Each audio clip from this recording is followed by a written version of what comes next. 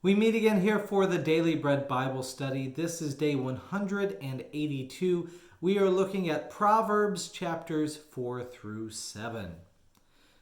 In selecting some verses, I've selected in chapter 4, verse 17, which says, "For they eat the bread of wickedness and drink the wine of violence."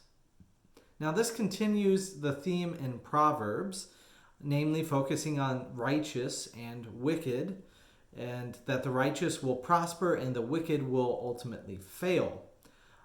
This imagery includes bread and wine, which reminds me of a sacrament, namely the Lord's Supper. Imagery seems to say you are what you eat, namely wickedness and violence. Moving on to Proverbs chapter 5, I chose two verses. And before I look at these two verses, I want to visit the imagery that is the opposite of wisdom. A foolish, loose, adulterous, and treacherous woman. Now, I should say that the Bible is not politically correct, especially for our day and time. It's written from this point of view in a male-dominated society with gender norms, especially with male and female, and their culture pronouncing women as mothers/family managers. There's some critique of men thinking not with wisdom, but rather sexual desires. So it does kind of take two to tango, right? The man in this culture is willing to be led into an affair, just in the same way that a foolish, loose, adulterous, and treacherous woman would be. So this lack of self-discipline ultimately will lead to ruin. So in Proverbs 5:12 it says, "Oh, how I hated discipline, and my heart despised reproof. I did not listen to the voice of my teachers or incline my ear to my instructors. Now I am at the point of utter ruin in the public assembly."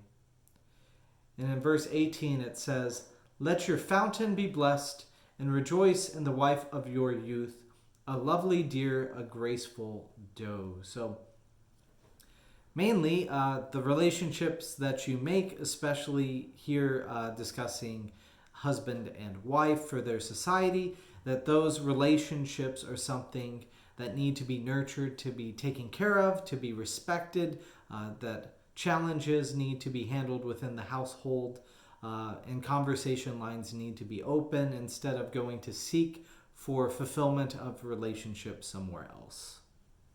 Now in Proverbs chapter 6, I selected verse 16, which says, "There are 6 things that the Lord hates, 7 that are an abomination to him: haughty eyes, a lying tongue, and hands that shed innocent blood, a heart that devises wicked plans, feet that hurry to run to evil, a lying witness who testifies falsely, and one who sows discord in a family." So pretty clear to see why all of these things are challenges.